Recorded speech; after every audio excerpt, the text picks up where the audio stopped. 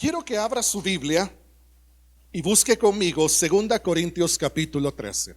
¿Cuántos han escuchado en algún momento la palabra Trinidad? ¿Ya he escuchado la palabra Trinidad? Bueno, si no la he escuchado, le quiero decir qué significa la palabra Trinidad. Trinidad es la unión de tres cosas o personas. Dentro del cristianismo, la Trinidad es el conjunto de tres personas divinas que se forman una sola esencia.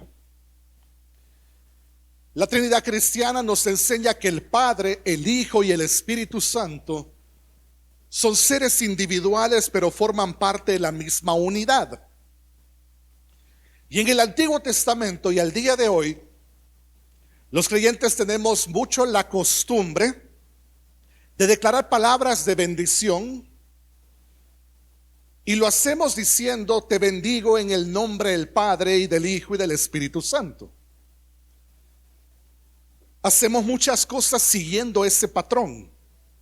Cuando bautizamos a un creyente en agua, lo hacemos en el nombre del Padre y del Hijo y del Espíritu Santo. Ahora que usted escuchó que tuvimos la oración de dedicación de la Junta Directiva, yo los consagré y dije: los consagro a ustedes al nombre del Padre y del Hijo y del Espíritu. Terminé mi oración en el nombre del Padre y del Hijo y del Espíritu Santo. Por todo lo anterior y lo que le explico, que es un patrón que viene heredado desde el Antiguo Testamento y que al día de hoy continúa siendo igual, es que cuando yo comencé a leer este pasaje de 2 Corintios capítulo 13, y cuando llegué al versículo 14, me llamó mucho la atención que el patrón era distinto. Véalo conmigo, 2 Corintios capítulo 13, versículo 14. Algo ha cambiado. Dice Pablo de la siguiente manera: la gracia del Señor Jesucristo, el amor de Dios y la comunión del Espíritu Santo sean con todos vosotros. Vea a alguna persona que esté cerca de usted y dígale esas palabras. Dígale: la gracia del Señor Jesucristo, el amor de Dios y la comunión del Espíritu Santo sean contigo hoy. Esa es una palabra de bendición. Ese es un deseo que, si usted se lo dijo de corazón a la persona, usted está no solo preparando el terreno, sino que incluso usted está haciendo una labor importante de invitar a la Trinidad espiritual y divina a que intervenga en la vida de esta persona y se manifieste a través de gracia, de amor y de comunión. Pero vuelvo otra vez al patrón. El patrón del Antiguo Testamento es en el nombre del Padre, del Hijo y del Espíritu Santo. Viene Pablo y cambia el patrón. Y a mí me llamaba la atención. Yo decía: bueno, ¿por qué razón estará colocando primero a la segunda persona de la Trinidad, cuando el patrón siempre ha sido que el Padre iba primero? Y si usted observa en este patrón y en la bendición de Pablo a los corintios, quien aparece primero es el Hijo. La gracia del Señor Jesucristo, es decir, Jesucristo, Dios y el Espíritu. ¿A qué se debe ese cambio?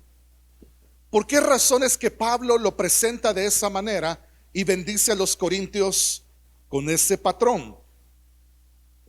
Quisiera que se trasladara un poco atrás en la historia y su vida personal y que comience a recordar cuál fue o cómo fue el día de su salvación. ¿Cómo fue el día en el que usted conoció a Cristo? ¿Cómo fue el día en el que entregó y rindió su ser a la voluntad del Padre a través de Cristo, haciendo a Cristo su Señor y Salvador personal?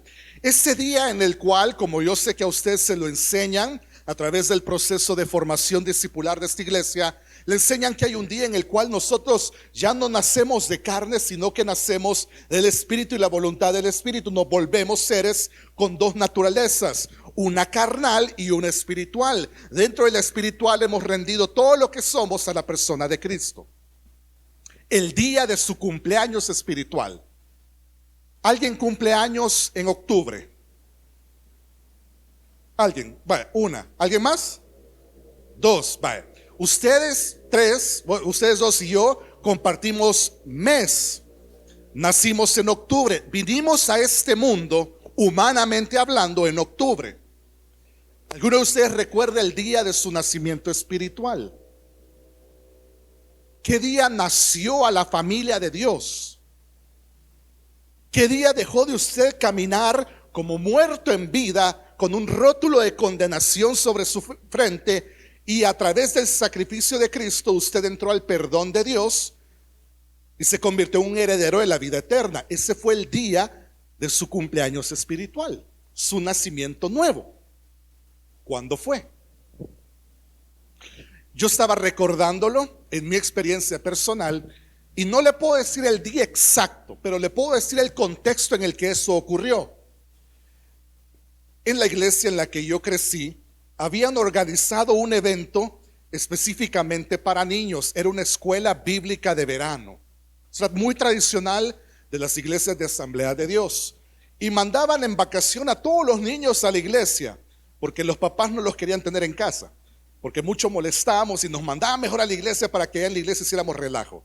Y estando en la iglesia hacían diferentes actividades para todos nosotros. En una de esas actividades yo tenía alrededor de 6 años. Llevaron a un equipo que se llamaban los Mighty Men, que en español significa los hombres poderosos. ¿Quiénes eran los hombres poderosos? Eran hombres que medían 1,80, 1,90 de altura y tenían músculos del tamaño de mi cara. Eran inmensos, hombres fornidos. Y ellos hacían una especie de presentación, no digo show o espectáculo, presentación. Y agarraban, ¿cuántos de los que estamos todavía entre los 30 para arriba nos recordamos que existían las guías telefónicas? Y se acuerda, ¿verdad? Que existían las guías telefónicas y la parte blanca eran números y la parte amarilla, las páginas amarillas eran de comercio. ¿Se acuerda, verdad? Vale. Y eran así de gruesos, ¿verdad? Los grandes tomos de la guía telefónica. Y allá andaban los carteros de repente en una época del año repartiendo casa por casa la guía telefónica. Pues esa guía telefónica, yo recuerdo que en uno de esos eventos apareció uno de estos hombres y agarró esa guía telefónica y la rompió en dos. Entonces como wow, vea. Agarró una barra de metal y el otro la dobló con sus dientes. Entonces como, y nosotros que teníamos, le digo, de edad entre 6 y 7 años, o sea, todos estábamos impactados e impresionados de ver la fuerza de estos hombres. Ya finalizada toda la presentación, ellos dijeron: ¿cuántos de ustedes quisieran ser fuertes como nosotros? Claro que nosotros como niños gritamos: yo. Ustedes necesitan la fuerza de Jesús en su corazón, dijo. ¿Cuántos de ustedes quieren tener la fuerza de Jesús en su corazón? Dijo. Yo, gritamos todos. Pasen todos al frente, dijo. Y ese día, todos los que estábamos ahí en el frente, oramos para hacer a Jesús nuestro Señor y Salvador personal. Le digo que no me recuerdo cuál fue el momento, el día exacto, la hora, pero sí recuerdo que ese fue mi momento en el cual yo me entregué a Cristo. ¿Se acuerda del suyo? Mire, si no lo recuerda específicamente, espero que sí tenga apreciación y agradecimiento para cualquiera que haya sido el instrumento que le presentó usted a Cristo, porque le dio el mejor regalo de la vida. Si no es por esa persona, yo no sé dónde estuviera yo. Si no es por esos hombres fuertes, no sé a dónde me encontrara ahorita. Pero ellos tomaron el tiempo de preparar una presentación específicamente dirigida para varones y niños, y a través de eso me presentaron a Cristo. Yo nací en un hogar cristiano. Mi papá fue el pastor fundador de la iglesia. ¿Significa eso que yo tenía heredado el cielo? No. Yo necesitaba mi propio encuentro con Cristo, como usted necesitó su encuentro con Cristo. Y si no lo ha tenido, ojalá que no salga de este lugar sin haberlo conocido hoy. Pero si ya lo conoce, bendiga el instrumento que Dios utilizó para conocerlo. Si fue esta iglesia, si fue un retiro, si fue una prédica ahí que de repente usted dice: yo iba al azar escuchando en el microbús y la persona puso la radio, y como testimonios hay miles. y formas en las que la gente explica cómo fue su encuentro personal con Cristo, el día de su cumpleaños espiritual. Quiero que recuerde otra cosa. Gracias, lo había visto. Quiero que recuerde otra cosa. Quiero que recuerde qué fue lo que hizo para recibir la salvación. Claro que la Biblia a nosotros nos enseña que la salvación no es por obras, sino que es por fe. Cuando yo le digo qué fue lo que usted hizo para ser salvo, le estoy tratando de preguntar qué fue la acción que usted realizó por fe que le permitió acceder a la salvación a través de Cristo. Y estoy seguro que todos nosotros acá hicimos una oración de aceptación. Usted estaba en el lugar con X persona y él le dijo: orá conmigo y repetí después de mí. Y usted comenzó a orar y comenzó a decir: Señor Jesús, reconozco que eres Dios, que moriste en la cruz por mis pecados. Sé que soy pecador, pero que tú me limpias a través de tu sangre. Y usted dio una oración, oró. Múltiples versiones de la misma oración, en la cual lo único que estamos haciendo en ese momento es reconociendo el señorío de Cristo y que Cristo es el único camino para poder llegar a la presencia de Dios. A partir de ese día, usted entró a la familia de Dios y usted se convirtió en un heredero de toda bendición que desciende del Padre. No le digo que su vida fue perfecta desde ese día en adelante. Lo que le digo es que usted puede vivir con bendiciones que no tienen el resto de personas que no caminan de la mano con Cristo. ¿Por qué razones que nosotros, a pesar de que haya un estado de excepción en el país, por qué podemos venir gozosos a la casa de Dios y a congregarnos en este lugar? Porque no tenemos temor, porque dice la palabra que el amor de Dios echa fuera el temor. Pero hay mucha gente en la calle que está atemorizada. Yo me estaba moviendo de la iglesia en la que nosotros estamos ahora con mi familia, que se llama Centro Evangelístico, queda en la zona de Mexicanos. Venía de Mexicanos manejando con mi hijo para acá, y yo dije: quizás me voy a tardar mucho porque los domingos suele haber tráfico en una de esas zonas de la Zacamil. Es bien común que haya tráfico. Pues el día de hoy todo estaba bastante solo. Desde que yo salí de mi casa, que vivo en los Planes de Renderos, hacia Mexicanos, todo estaba sumamente solo y apagado. Salí de la iglesia y también se veía poco movimiento. Venía con Santiago en el carro y yo observaba la calle esta, ¿cómo se llama esta? La carretera de oro, es verdad, la que viene de Nejapa y viene a salir acá al Genesis Mall. Solo. O sea, la gente como que se ha ido a guardar. A otros por fuerza ya lo guardaron, pero hay gente que se ha ido a encerrar a sus casas porque tienen algún tipo de temor, preocupación, angustia. Bendito usted que está acá, que sabe en quién confía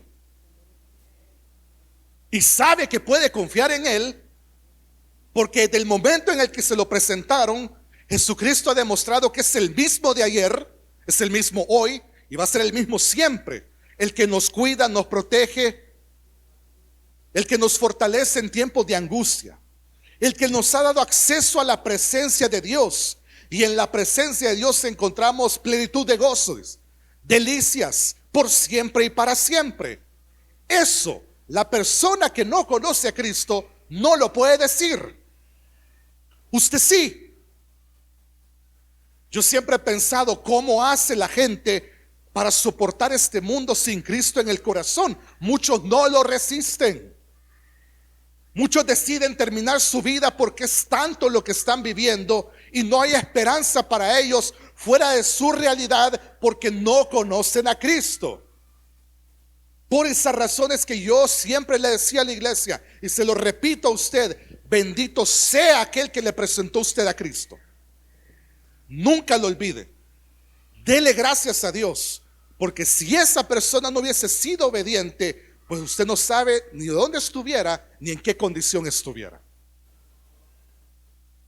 Esta sensibilidad del Espíritu de Dios a esta persona de llegar a donde usted estaba y decirle, ese estado en el que estás, Jesucristo tiene una respuesta.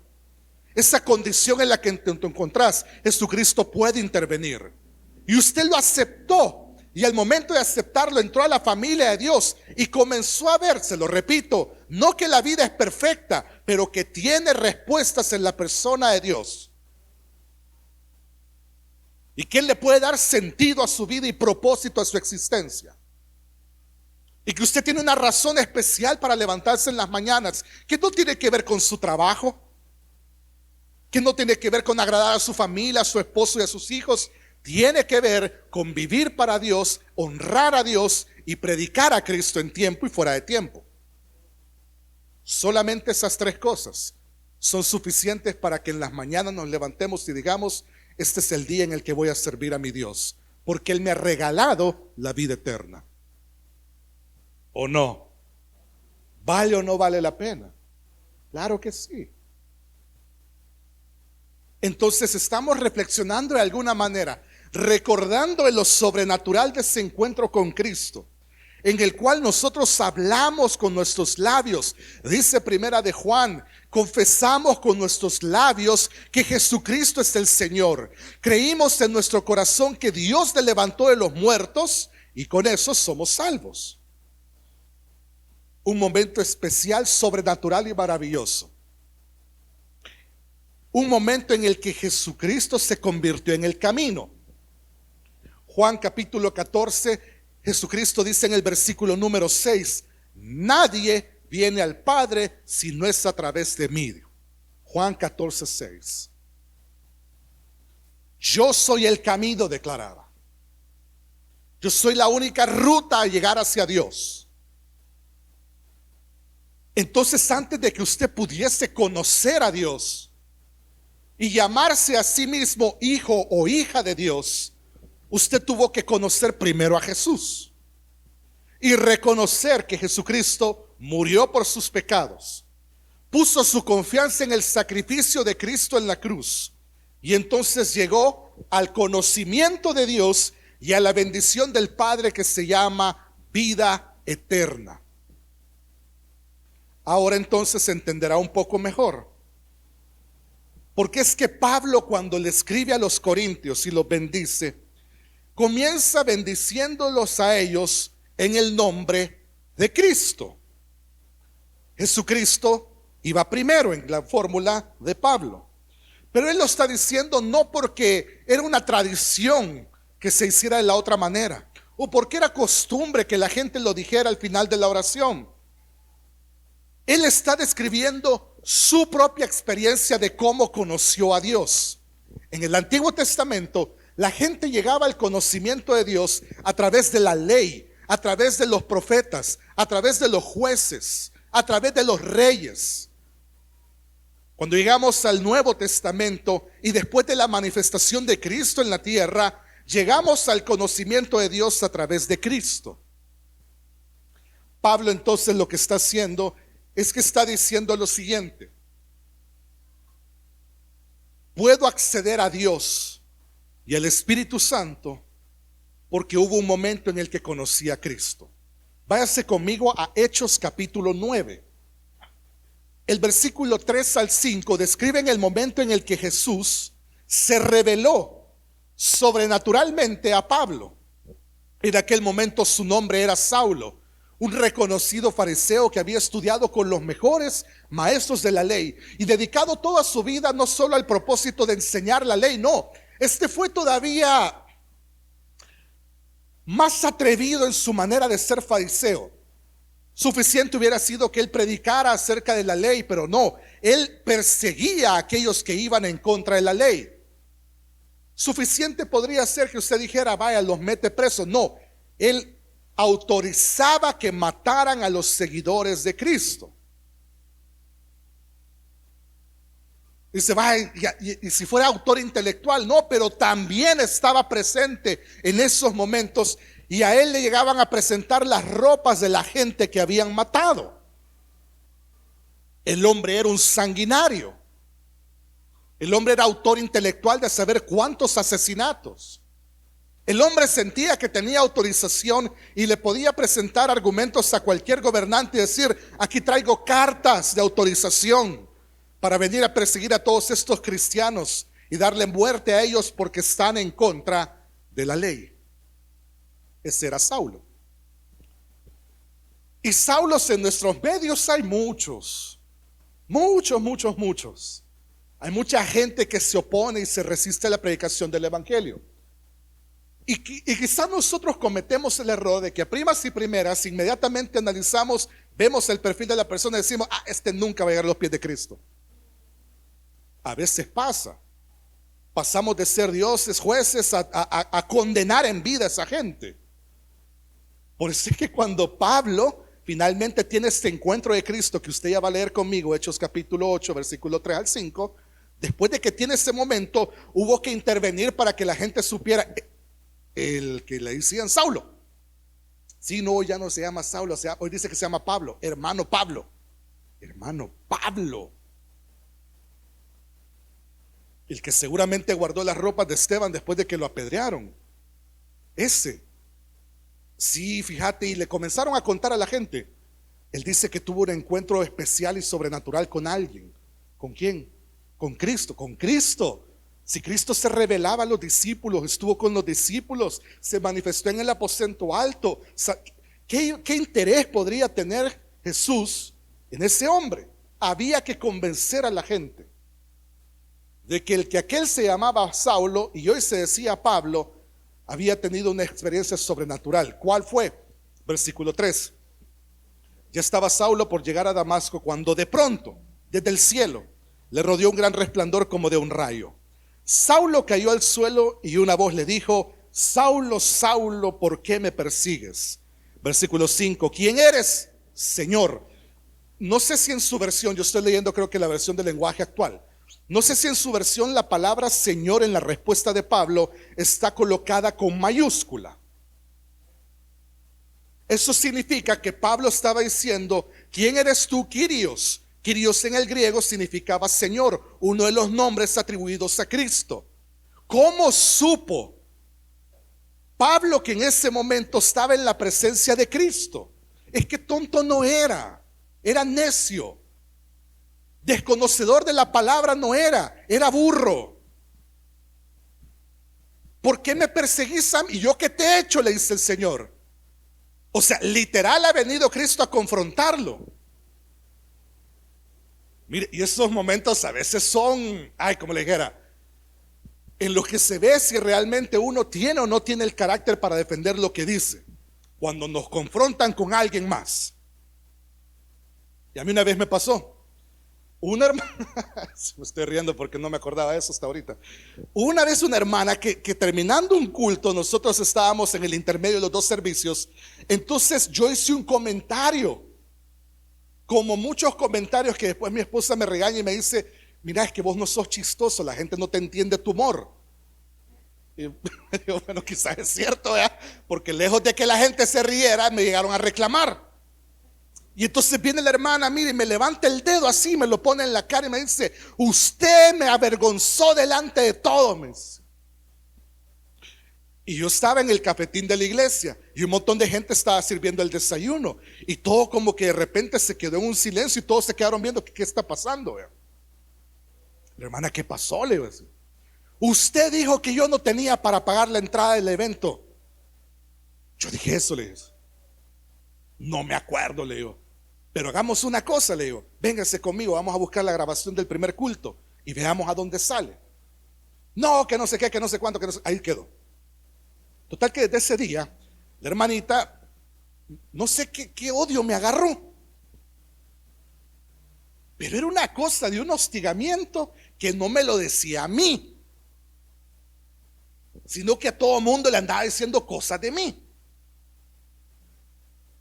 Y yo, como, esto sí se lo puedo decir, a pesar de que yo tengo un carácter fuerte y soy bastante serio, yo soy un pacificador. A mí no me gusta el conflicto. Me cae mal confrontar a la gente, me cae mal poner en disciplina a la gente. Yo esto no lo hacía. Yo le decía al pastor Hugo, al pastor Franco, a Chico, le decía: mire, vaya a atender usted. Yo quiero llevar la fiesta en paz, le decía. Pues me di cuenta que la hermana no solamente ya después andaba hablando de mí, andaba hablando de mi esposa.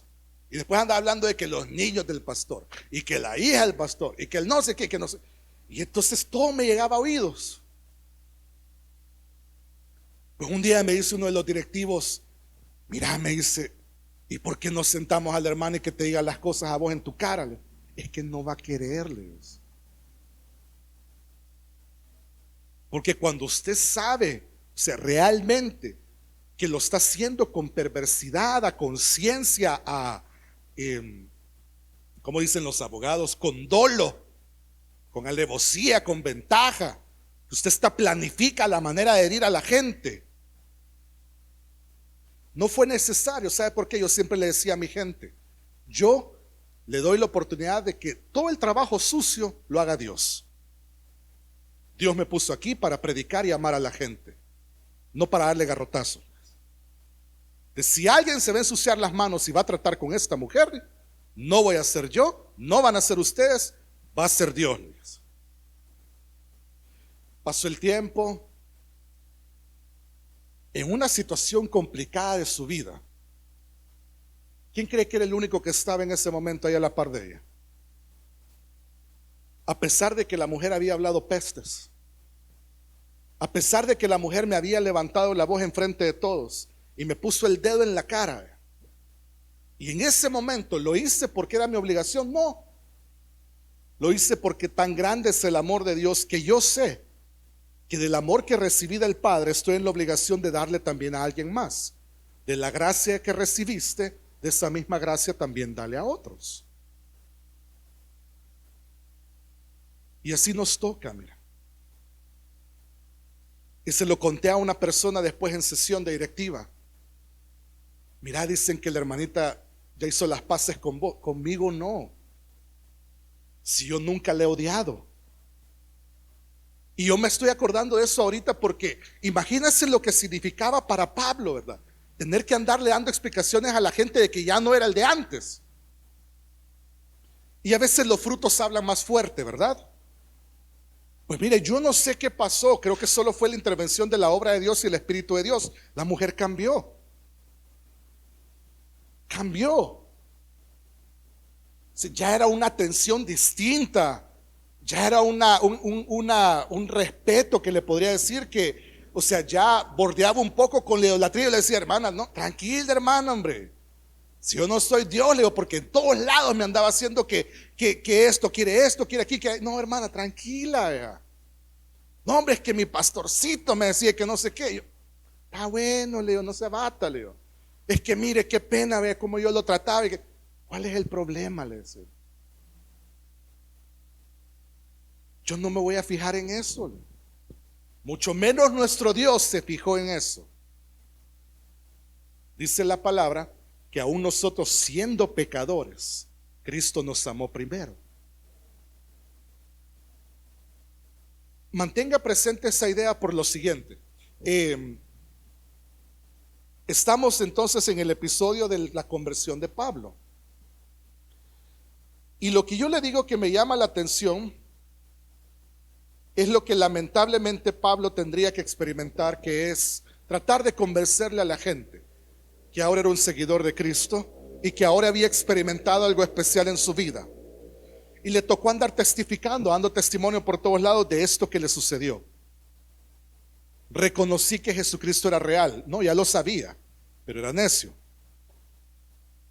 Y entonces en el versículo 5, cuando él pregunta, ¿quién eres, Señor? Pues que él ya sabía quién estaba delante de él. Se estaba haciendo el de los panes. Como en cualquier confrontación, ¿verdad? Ajá, hermana, así es que dicen de que usted dijo esto. ¿Qué? Yo, dice. Hombre, ¿a dónde dicen que yo dije eso? Pablo diciéndole, ¿quién eres, Señor? O sea, como que si no entendía que era Jesucristo delante, ya sabía. Pero viene Jesús como caballero y le dice, yo soy Jesús.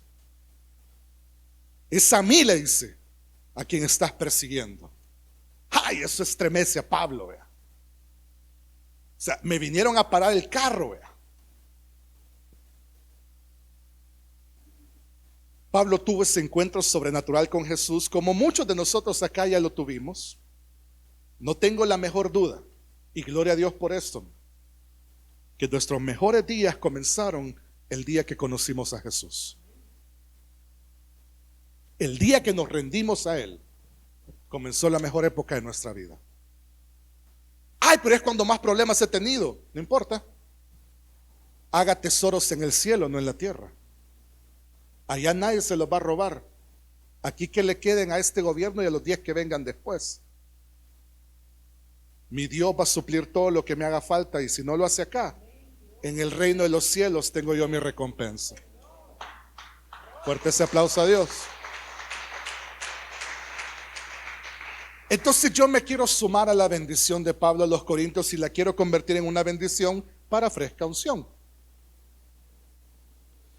Yo quiero que todos ustedes lleguen a ese entendimiento, a la realización, que como miembros de esta iglesia, ahora que usted es salvo, que tuvo un encuentro con Cristo, usted puede caminar firme en 3 cosas.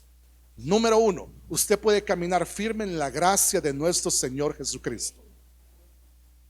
Este mundo en el que nosotros vivimos es un mundo que premia mucho el alto rendimiento. Los que somos amantes de los deportes a veces observamos casi que con un espíritu de idolatría lo que hacen estos grandes atletas. Y sabemos que esos grandes atletas, por las cosas que ellos hacen, reciben los sueldos que reciben. Había uno en particular que los que somos un poco ya más viejos, recordamos que el deporte de moda en los años 90 acá en el país después del fútbol era el básquetbol. Y había un atleta llamado Michael Jordan, que era el quizá conocido como el mejor basquetbolista de la historia de la humanidad. El hombre hacía cosas espectaculares, tenía un talento innegable, tenía el rendimiento, el carácter, la autoridad, el liderazgo, y por esa razón es que le pagaban lo que le pagaban, al punto que cuando se retiró formalmente de realizar el deporte tenía 40 años, 2 años más de los que tengo yo. Si yo me quiero retirar a los 40 años, no tengo a dónde caer muerto. Michael Jordan tenía $2 billones cuando se retiró. Yo leí eso y dije, ¿cómo? A los 40 años tenía $2 billones, lo que significa que si se cumpliera para la vida de este hombre lo que dice la palabra, que los hombres pueden llegar a vivir 70 y aún 80 los que van rascando un poco más, digamos que vive 40 más. Yo me puse a hacer la matemática. Ese hombre tendría en su bolsillo para gastar durante los siguientes 40 años diariamente $275,000. Diariamente durante los siguientes 40 días. Imagínense.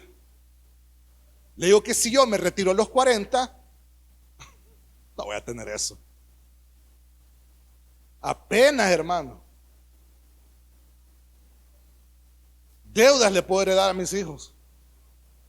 No le voy a heredar $275,000 diarios. Pero fíjese cómo son las cosas. Que esa es la paga o la estima del mundo hacia la persona. Te voy a amar en recompensa lo que tú sos capaz de hacer. Te voy a pagar en recompensa por lo que tú sos capaz de hacer. Y le ha pasado probablemente a usted en los, ¿cómo se dice? En los procesos de contratación de personal. Y usted aplica a una plaza, pero sabe que en los requisitos dice salario según experiencia. Porque ese es el mundo en el que estamos. Se paga el alto rendimiento, se exalta el alto rendimiento. Empresarios, gerentes, dueños de equipos contratan gente como sus empleados, personas que saben que tienen las habilidades apropiadas, las capacidades apropiadas, y prometen que le van a recompensar a usted bien su trabajo. ¿Y es justo? Sí, es justo. Claro que sí. De hecho, la palabra dice en 1 Timoteo 5:18 que cada uno debe recibir según trabaja. El obrero es digno de sus salarios. Y si usted trabaja bien, le van a pagar bien. Y si usted está bien preparado, le van a pagar probablemente más. Ese es el mundo en el que vivimos. ¿Sabe qué pasa? Que a veces nosotros traemos conductas del mundo natural al mundo espiritual. conocemos a Cristo y quisiéramos aplicar ese mismo principio de vida. Y durante muchos años la gente ha asumido que mientras más hacemos por Dios, más vamos a recibir de Dios. Mi respuesta es sí y no. Porque así como también hay una época de vacas gordas, también hay épocas de vacas flacas. Y todo es parte de la escuela de maduración de Dios para el Hijo de Dios, donde no todo va a ser color rosa, donde también van a haber temporadas en las cuales usted va a ser, va a ser y va a ser y va a ser y va a ser, y nunca va a haber que nada retorne y retorne y retorne y retorne. Y son momentos de desilusión, y son momentos de desánimos. Y ¿sabe qué es lo peor? A veces pareciera como que Dios no está cumpliendo la parte de su trato. Pero es que Dios no está esperando que nosotros hagamos más por Él para bendecirnos. No, se lo demostró, se lo dije hace segundos. En Romanos 5:8 Él dijo esto: Dios demostró su amor para con nosotros en que siendo aún pecadores, Cristo murió por nosotros, dijo. Siendo aún pecadores, Cristo murió por nosotros. O sea, significa que no podríamos haber hecho, no podríamos haber hecho nada como para merecer la salvación de Dios. Por eso se llama gracia. Por eso es maravillosa la gracia del Señor. Porque cuando nosotros estábamos en ese estado de condenación y hubiésemos querido hacer 1001 cosas, mover cielo y tierra, ninguna de esas cosas habrían sido ni lo más cercano ni suficientemente posible como para recibir el perdón de Dios. Tuvo que ser a través de Cristo. ¿Cómo es de bueno nuestro Dios, que nos ha amado apasionadamente antes de que nosotros incluso diéramos el primer paso para amarle? Juan 3:16 dice que el amor de Dios fue tan grande que entregó a su Hijo. Usted ni existía cuando lo entregó, pero ya lo amaba usted antes de que existiera, y preparó el camino para que usted pudiera llegar a donde Él. Y ese camino, ya se lo dije, se llama Jesucristo, camino, verdad y vida. Nadie llega al Padre si no es a través de Él. Eso se llama gracia. No había nada que nosotros hiciéramos para merecernos el amor de Dios, como no hay nada que podamos hacer en el presente para recibir su gracia. En Efesios capítulo 2, hablando siempre de Pablo, en el versículo 8 al 9 él dice: porque por gracia fueron salvados por medio de la fe, y esto no de vosotros, dice, sino que es un regalo de Dios, para que nadie anda diciendo: yo me gané la salvación en Cristo. Eso es mentira. Un regalo de Dios a través de Cristo. Y como nosotros que estamos acá reunidos hemos tenido ese privilegio de haber hecho a Cristo nuestro Señor y Salvador personal, usted forma parte de una raza especial y seleccionada por Dios. Usted es nación santa, real sacerdocio, pueblo adquirido por Dios. Usted puede caminar con orgullo, puede caminar con firmeza, puede caminar con determinación en medio de todo este montón de lobos vestidos de ovejas, en medio de todos los salteadores y saqueadores. Usted camina firme porque usted es un hijo y una hija de Dios, y por medio de la gracia del Señor Jesucristo usted puede vivir en paz. El que no tiene a Cristo en su corazón no lo entiende en este momento, quizá porque el velo que está sobre su rostro es tan claro que él piensa que todo está bien, pero no se da cuenta que está ese velo. Cuando se le sea removido y se percate que hay un lugar de condenación para todo el que no doble sus rodillas delante de Cristo, ahí dice la palabra, va a ser el lloro y el crujir de dientes. Bendito sea Dios que el velo sobre su rostro ya no está. Y hoy usted puede ver claro que con Cristo en la mano su vida es mejor. Entonces, tiene en primer lugar la gracia del Señor Jesucristo. Puede caminar firme todo el resto de su vida. sabiendo que tiene el mejor regalo, que no hizo nada para conseguirlo, sino que fue el resultado de la segunda cosa, el amor de Dios.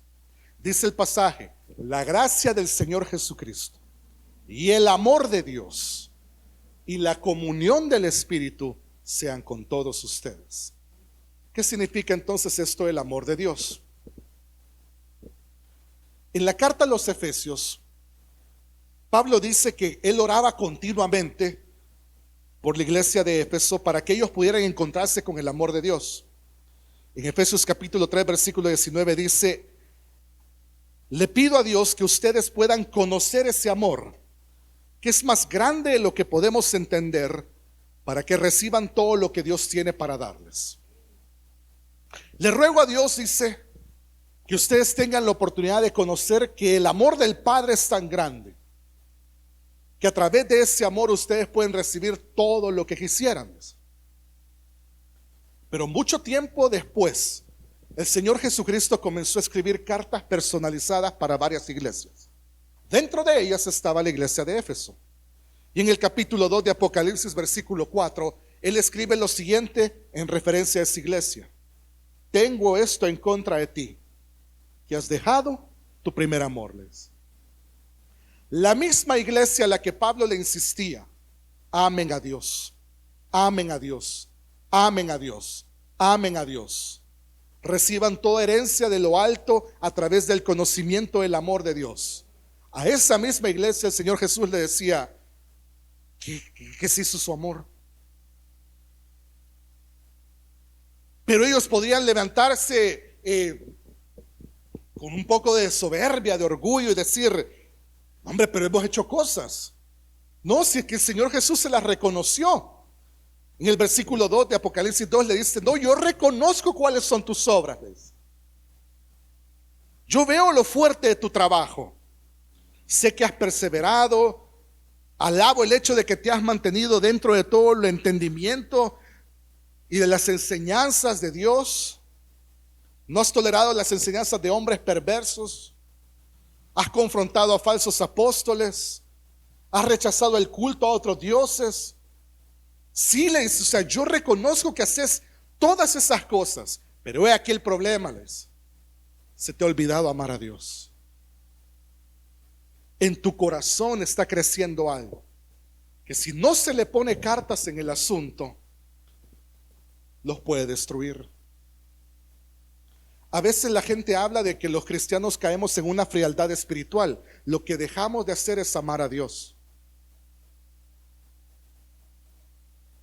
La frialdad espiritual no existe. Existe el desconocimiento de Dios y del amor de Dios.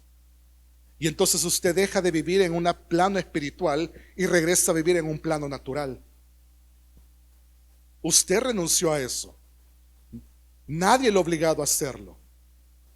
Nadie lo está forzando a que reniegue de Cristo o hable más de su Rey. Son decisiones personales. Ay, dice usted, o sea, Semana Santa, y va a haber que venir. Ahí vea usted si quiere venir o no quiere venir. El amor de Dios va a estar para el que quiera venir. Aquí va a estar.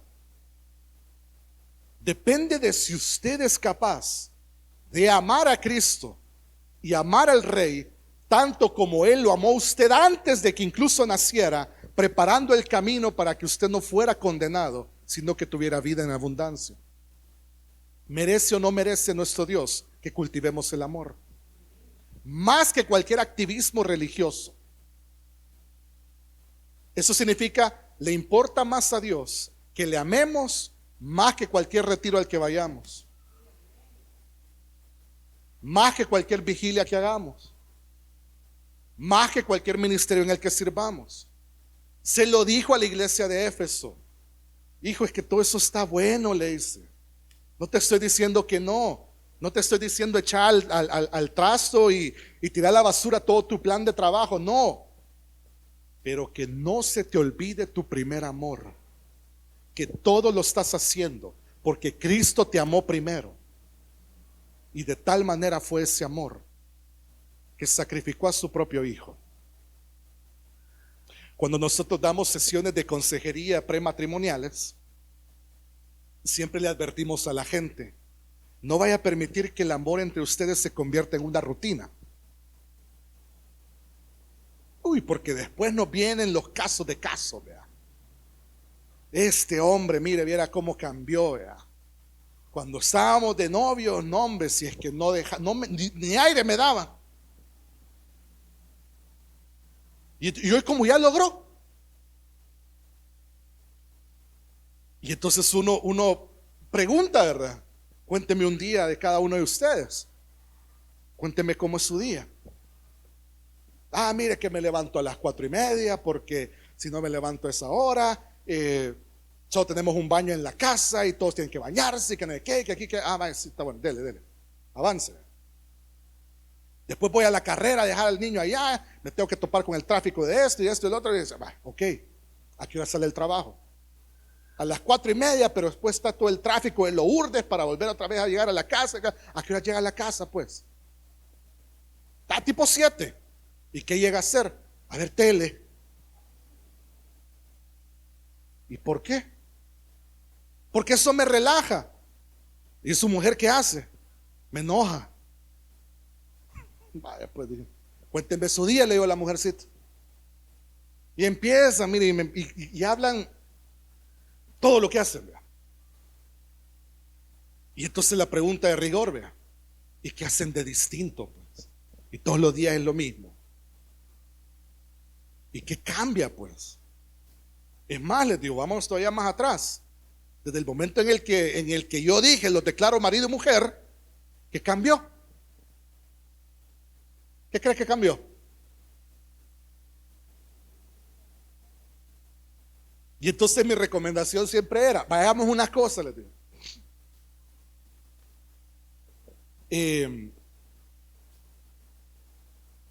Y una vez tuve que hacerlo así, de esta manera, fíjense. Vénganse al primer culto, les digo. ¿Ustedes nos tienen confianza? Sí, vaya. Vénganse al primer culto. Traigan a sus hijos. Déjenlos en escuela bíblica. No se quede al culto. Y váyanse ustedes solos a hacer otra cosa. Regresen después por sus hijos. Así lo hice. Y los dos como que seguro, va, sí, va, dele, vaya. Salga de la rutina, le. No me salga con que no, es que mire, nadie me los puede cuidar, que no sé qué, que aquí, que allá. Encontremos una manera, le digo.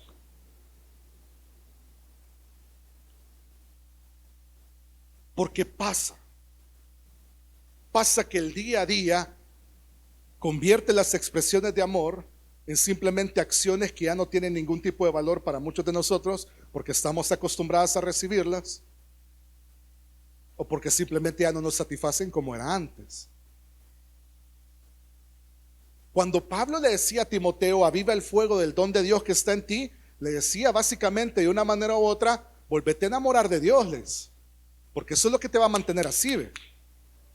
Chispa, operando, actuando, presente. Varón quiere perder a esta mujer, no. Y usted quiere perder a este hombre, no. Pónganse las pilas, vea, y hagan lo que tengan que hacer. Porque hay momentos en los cuales no solo en la vida matrimonial, sino en la vida espiritual, amar se vuelve una rutina. Venir a la iglesia se vuelve una rutina. Estar en un culto se vuelve aburrido. Y todo ese desamor lo opacamos porque estamos haciendo algo. Yo doy clase de escuela bíblica. Yo sirvo en cafetería. Yo lidero un retiro. Y todo ese desamor, cualquiera puede decir, ese hombre ama a Dios. Pero como nadie puede ver el corazón sino solamente el Padre. Y muchos se van a presentar delante de Él y le van a decir, Señor, fuimos a Resplandece, fuimos con las Déboras, vigila en Semana Santa, echamos fuera demonios y un montón de cosas. Y el Señor va a decir, espérame, lo primero que quiero saber es que me digas quién sos, les, porque no te conozco, les. ¿Cómo te llamas? ¿Cómo me llamo? Si soy el apóstol tal, el profeta tal. No, dijo, no te conozco. No sé quién sos. Ese desconocimiento es el resultado de habernos olvidado de nuestro primer amor. La diferencia es que acá, en este entorno de una congregación, aquí todos estamos en el mismo barco y nos estamos echando porras los unos a los otros. Y cuando usted sienta que está por desfallecer, por eso es lo precioso de estar en la presencia de Cristo, unánimes, juntos, dice la palabra, porque ahí envía el Señor bendición y vida eterna. Los que se quedan en casa, está bueno, es cuestión de ellos. Pero la Biblia dice, no dejando de congregarnos, porque aquí todos, miren, nos vamos a echar las manos para nunca olvidarnos de aquel que amó nuestra alma primero. Todos vamos a venir con ese propósito, con el propósito de reconocer que a través de Jesucristo y su gracia somos salvos, y que a través de ese milagro de la salvación podemos acceder ilimitadamente al amor que Dios nos tiene, y al nosotros conocer el amor de Dios, el Señor nos da todas las cosas que necesitamos. Eso dice la palabra. Tercera y última cosa, la gracia del Señor Jesucristo, el amor de Dios y la comunión con el Espíritu sean con todos ustedes hoy. La palabra comunión lo podríamos decir de otra manera: unidad. Así como usted vio todo este grupo de hombres y mujeres que estaban acá al frente agarrados de la mano, eso es comunión. Es una común unión. Y en una comunión todos estamos participando, todas las diferentes partes y miembros estamos participando de una sola cosa. Entonces esa directiva es una comunión directiva, donde todas las partes están en una común unión, cumpliendo una función de dirección. Y así lo podríamos empezar a desglosar hacia abajo, hasta que venimos al pasaje completamente común y conocido de todos, donde dice que somos el cuerpo de Cristo. Y todos somos parte del cuerpo, y a donde Cristo es la cabeza. Y ni uno de nosotros le puede decir al otro, no me sos útil, o el otro le va a decir al otro, yo no te quiero, porque el cuerpo, todo tiene un propósito. Solo el apéndice no sé para qué sirve, para ser rico quizá el cirujano, porque ese sí no sabemos para qué sirve. Pero todo lo demás del cuerpo tiene un propósito. Entonces dice Pablo, no le puede decir el dedo gordo al dedo meñique, yo soy más importante porque soy más gordo, le doy sostenimiento a todo el cuerpo. No, también el meñique es importante, le dice. Cuando usted comienza a verlo en el todo, se da cuenta que aunque usted sea el meñique, usted forma parte del todo. Y por más que el dedo gordo se sienta orgulloso de que es el más gordo, siempre tiene que ver hacia arriba, porque arriba está Cristo, que es la cabeza. Ahí nadie más de ustedes va a llegar, ni yo. Necio sería el que lo intente, porque le va a pasar las de Satanás, que pensando que podía llegar al conocimiento de Dios y a ser superior a Dios, Dios entonces lo expulsó de su presencia. Cuando entonces le dice Pablo a la iglesia de Corinto, le dice, yo quiero que ustedes vivan en la comunión del Espíritu. Es decir, que todos puedan participar, las diferentes partes de una sola unión puedan disfrutar de la presencia del Espíritu en ustedes. Dicho de otra manera, como ya lo ha escuchado usted en algún otro momento, anden en el Espíritu, caminen en el Espíritu, porque de esa manera no se satisfacen los deseos de la carne. Entonces usted me dice si realmente es cierto o no es cierto que tenemos todo para vivir vidas en victoria, porque tenemos la gracia del Señor Jesucristo, tenemos el amor de Dios y la oportunidad de tener comunión con el Espíritu Santo. Con eso es suficiente. Pero me hace falta comida. Si a mí también a veces me hace falta algo. Pero el día en el que me haga falta la presencia de Dios, ese día quiero temblar. Ese día siento que entonces voy a estar en un estado en el cual, si no me recupero pronto, quién sabe. Si el Señor determina que más adelante usted se puede recuperar de la crisis económica que tiene, de la crisis de recursos o crisis matrimonial, lo que sea, está bien, dele tiempo a Dios para que trabaje en esa situación.